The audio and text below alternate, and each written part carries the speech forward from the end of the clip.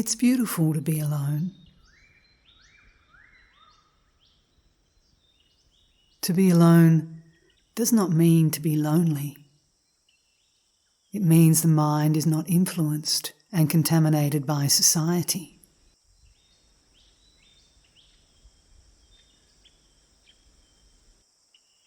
It's no measure of health to be well adjusted to a profoundly sick society.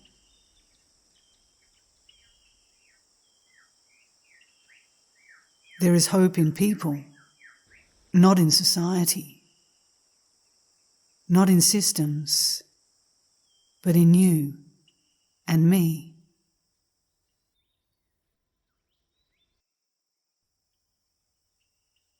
To be free comes not from changing or fixing this world, but from seeing this world as it is and opening the heart in the midst of it. Change in society is of secondary importance. That will come about naturally, inevitably, when you, as a human being, bring about the change in yourself.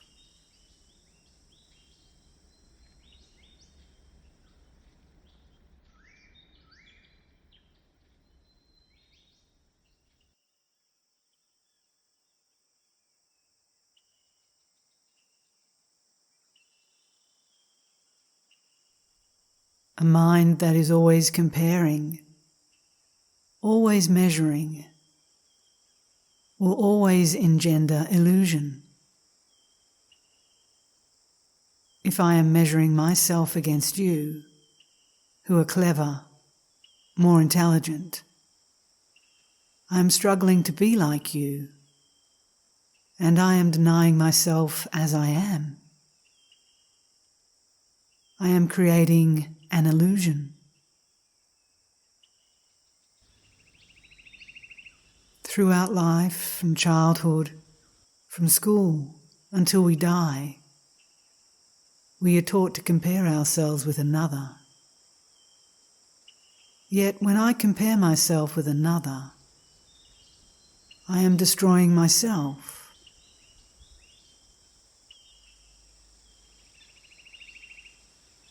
When you call yourself an Indian or a Muslim or a Christian or a European or anything else, you are being violent. Do you see why it is violent? Because you are separating yourself from the rest of humankind. When you separate yourself by belief, by nationality, by tradition, it breeds violence. So a person who is seeking to understand violence does not belong to any country, to any religion, to any political party or partial system. They are concerned with the total understanding of humankind.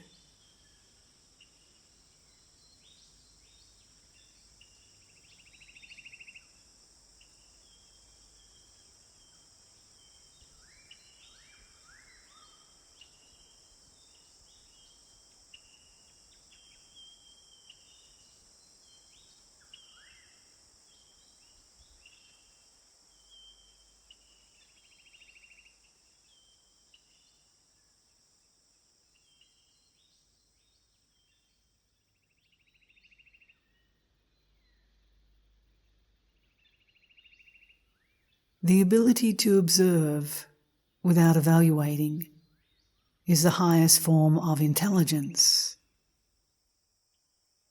If I want to understand something, I must observe. I must not criticize. I must not condemn.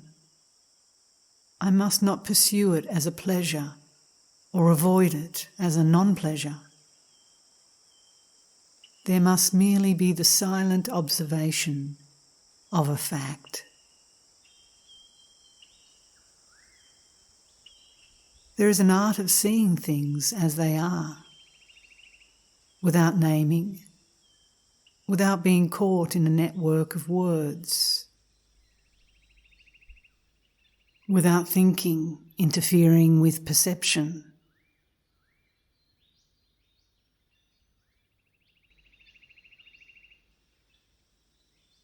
A lily or a rose never pretends, and its beauty is that it is what it is.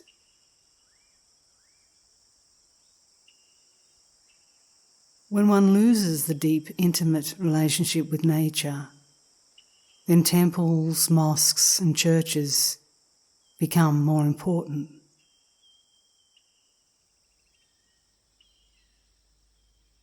Only when the mind is still, tranquil, not expecting or grasping or resisting a single thing, is it possible to see what is true. It is the truth that liberates, not your effort to be free.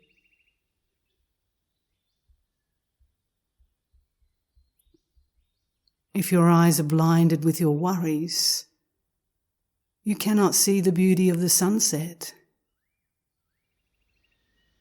If you lose touch with nature, you lose touch with humanity.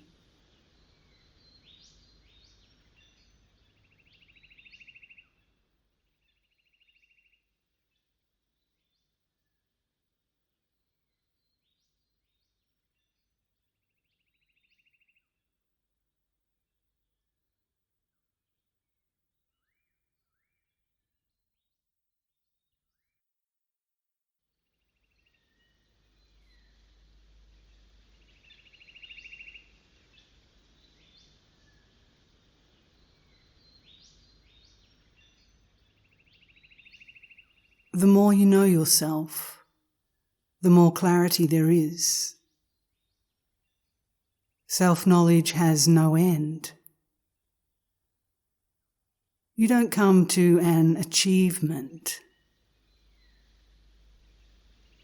You don't come to a conclusion. It is an endless river.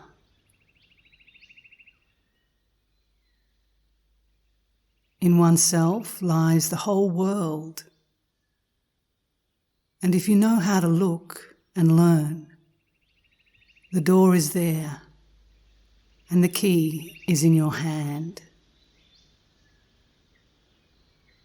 Nobody on earth can give you either the key or the door to open, except yourself.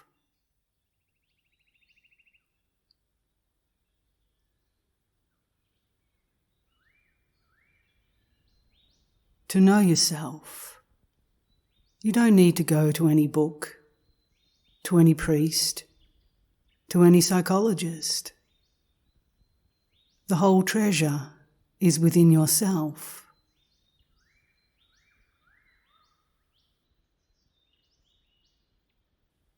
Why do you want to read others' books when there is the book of yourself?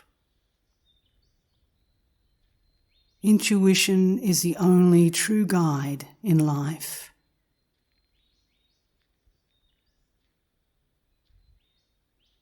And meditation is not a withdrawal from life.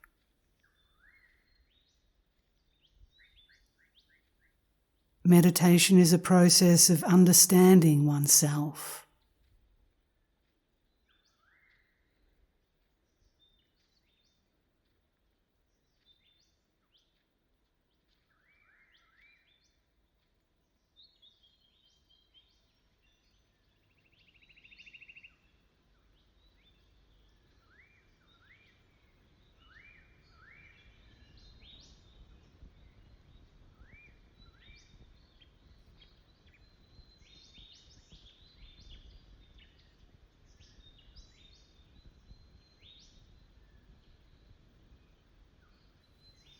It is a timeless spiritual truth.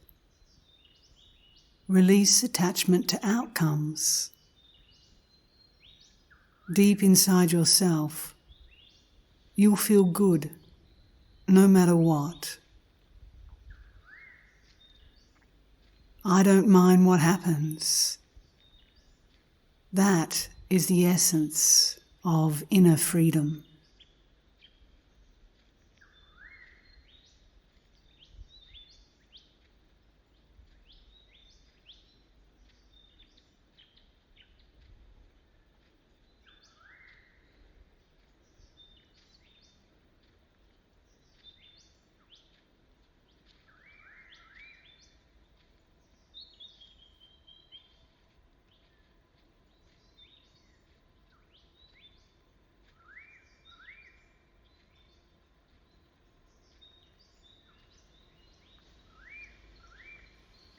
Find out what it means to die. Not physically, that's inevitable, but to die to everything that is known.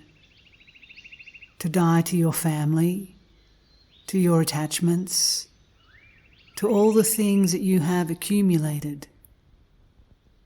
The known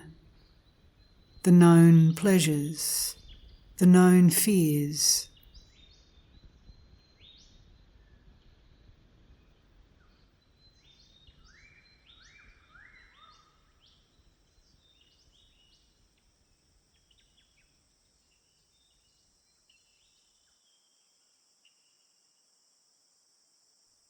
Die to that every minute, and you will see what it means to die, so that the mind is made fresh, young, and therefore innocent,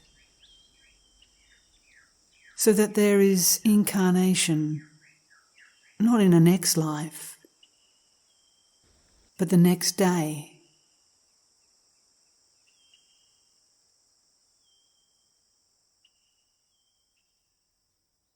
One is never afraid of the unknown. One is afraid of the known coming to an end.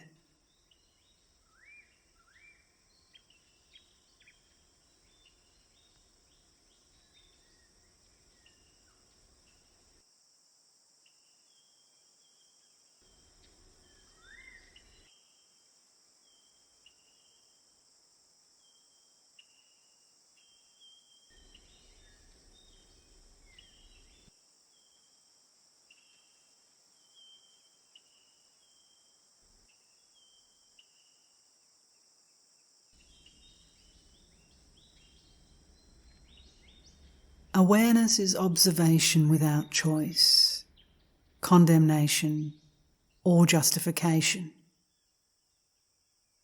Awareness is silent observation, from which there arises understanding without the experiencer and the experienced.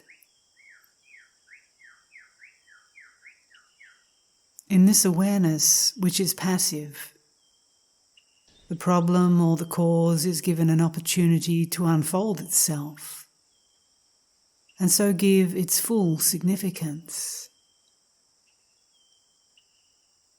In awareness, there is no end in view to be gained, and there is no becoming. The me and the mine not being given the continuity. But the moment I am aware that I am aware, I am not aware. Awareness means the observer is not.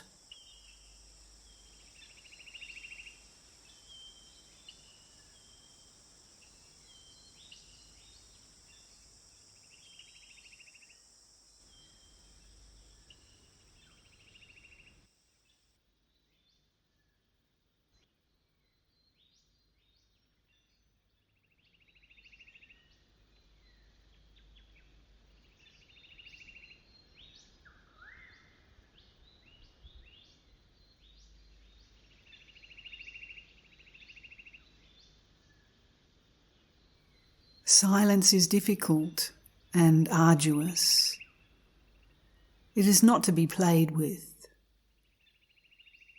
It isn't something that you can experience by reading a book or by listening to a talk, or by sitting together, or by retiring into a wood or a monastery. I'm afraid none of these things will bring about this silence. This silence demands intense psychological work. You have to be burningly aware.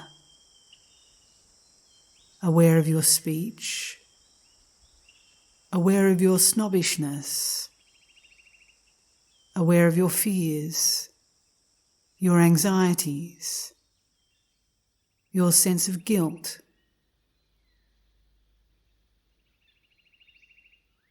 And when you die to all that, then out of that dying comes the beauty of silence.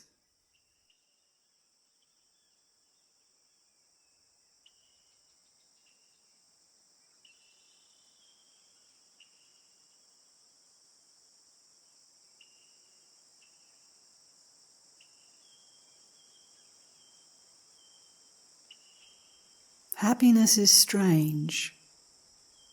It comes when you are not seeking it, when you are not making an effort to be happy. Then, unexpectedly, mysteriously, happiness is there,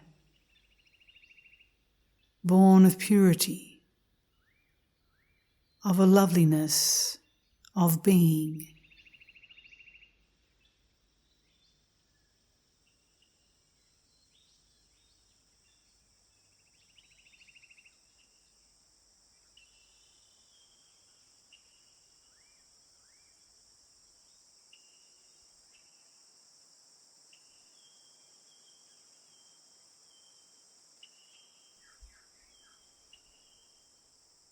Most people are unhappy, and they are unhappy because there is no love in their hearts. Where there is love, do what you will, it will be right action. It will never bring conflict to one's life. In the flame of love, all fear is consumed.